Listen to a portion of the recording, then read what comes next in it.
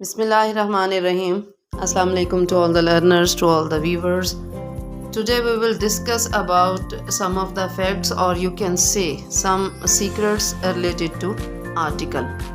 Article, you know very well that it includes a, an, the. ठीक है, ये तीन वर्ड्स जो हैं ये आर्टिकल में इंक्लूड होते हैं and then they are further divided into two groups. One is indefinite article and other is definite article. अच्छा जी, indefinite article include a और an और definite include the और the. ये दा कब होता है, दी कब होता है, ये भी हम डिस्कस करेंगे आज, और आ और एन का यूज़ भी हम डिस्कस करेंगे. बहुत इंपॉर्टेंट वीडियो है, इसको एंड तक देखिएगा ताकि आप इजीली अंडरस्टैंड कर सकें where we have to use the articles. A और एन आर्टिकल जो है वो हम यूज़ करते हैं कहाँ पर, काउंटेबल नाउन के साथ सिंगुलर हों या फिर कॉमन नाउन हो, उनके साथ हम आ और एन यूज़ करते हैं. और द और दी जो है वो हम इसको यूज़ करते हैं जब भी हम किसी चीज़ को, किसी कॉमन नाउन को हम पर्टिकुलर कर देते हैं. याद रखिएगा, ये प्रॉपर के साथ नहीं यूज़ होता, कॉमन के साथ ही यूज़ होता है. ठीक है, तो जब हम किसी चीज़ को ख़ास कर देते हैं तो फिर हम क्या यूज़ करते हैं, द यूज़ करते हैं. अब ये बात याद रखिएगा, सारे जानते हैं कि अल्फ़ाबेट्स कितने हैं, 26 हैं. 21 जो हैं वो कॉन्सोनेंट्स हैं और 5 जो हैं वो वावल्स हैं. अच्छा जी, वावल्स में इंक्लूड करते हैं हम ए, ई, आई, ओ, यू. ठीक है, और हम जनरली कॉन्सेप्ट यही देते हैं कि जो वर्ड्स जो है ए, ई, आई, ओ, यू के साथ वावल्स के साथ स्टार्ट होगा वहाँ हम एन लगाएंगे, और अदरवाइज़ बाकी जो कॉन्सोनेंट्स हैं उनके साथ हम क्या लगाएंगे, आ लगाएंगे, जबकि ऐसा नहीं है.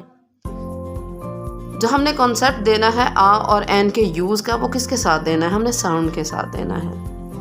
ठीक है, कॉन्सोनेंट साउंड अगर होगी तो अ, कॉन्सोनेंट वावल साउंड जब होगी तो एन हमने यूज़ करना है. ठीक है, तो ये वावल साउंड क्या है और कॉन्सोनेंट साउंड क्या है, याद रखिएगा.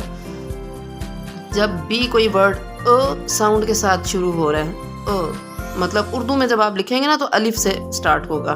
ठीक है, आप अपनी आसानी के लिए इसे समझ सकते हैं कि ये अलिफ से स्टार्ट होगा, तो आपने क्या लगाना है, एन लगाना है. ठीक है, और यही कंसेप्ट जो है वो हमारा दा और दी के साथ है. और अगर हमारा जो वर्ड है वो स्टार्ट हो रहा है कॉन्सोनेंट साउंड के साथ तो ये प्रोनाउंस होगा दा, और जब ये वावल साउंड के साथ होगा तो क्या प्रोनाउंस किया जाएगा, इसे दी. यही डिफरेंस है, इससे ज़्यादा डिफरेंस इसके यूज़ में नहीं है. ठीक है जी, back to the use of a और एन, जिसे हम इनडेफिनेट आर्टिकल कहते हैं. अब देखें जी, अगर हम कहें कि ए, ई, आई, ओ, यू के साथ लगना है एन, तो फिर क्या हो जाएगा. यहाँ पर ये जो मैंने टू एग्जाम्पल्स पिक की हैं, यूनिवर्सिटी वाली और अम्ब्रेला की, तो ये रॉन्ग हो जाएगा. ठीक है, तो आपने इसको रिलेट करना है किसके साथ, वावल साउंड के साथ, जो कि है अलिफ साउंड, अलिफ. ठीक है, अलिफ साउंड जो है वो आपकी कौन सी है, वावल साउंड है. जैसे आ यूनिवर्सिटी, यूनिवर्सिटी किससे स्टार्ट हो रहा है, यू साउंड के साथ स्टार्ट हो रहा है, तो यू आ गया है, बेशक आप एन नहीं लगाएंगे. ठीक है, आ यूनिवर्सिटी लगाएंगे. और नेक्स्ट एग्जांपल देखें, अम्ब्रेला. ठीक है, अम्ब्रेला है तो क्या है कि ये स्टार्ट किससे हो रहा है, अम्ब्रेला, अ साउंड से स्टार्ट हो रहा है. और जब हम इसको लिखेंगे उर्दू में तो ये कुछ इस किस्म का इसका जो है वो प्रोनाउंसिएशन बनती है. तो अ आ गया है, लिहाजा एन लगेगा. ठीक है, एन आवर, घंटा जिसके लिए हम यूज़ करते हैं, एच साइलेंट है इसमें, तो क्या है, जहाँ पर भी वावल साउंड होगी अ, वहाँ क्या यूज़ होगा, एन. ठीक है, और आप ये देखें कि यूएसए, अगली एग्जांपल जो नेक्स्ट मैंने चूज़ की है वो है यूएसए. यूएसए के साथ द लगाया जा सकता है.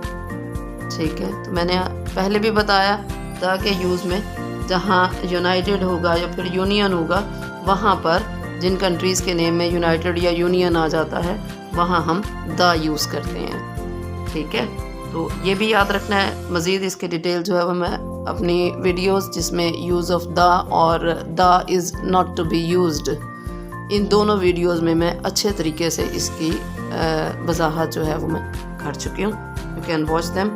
और नेक्स्ट जो हमारी एग्जांपल है वो है पाकिस्तान। ठीक है, पाकिस्तान अगर हम देखें तो वैसे ही ये प्रॉपर नाउन हो जाता है।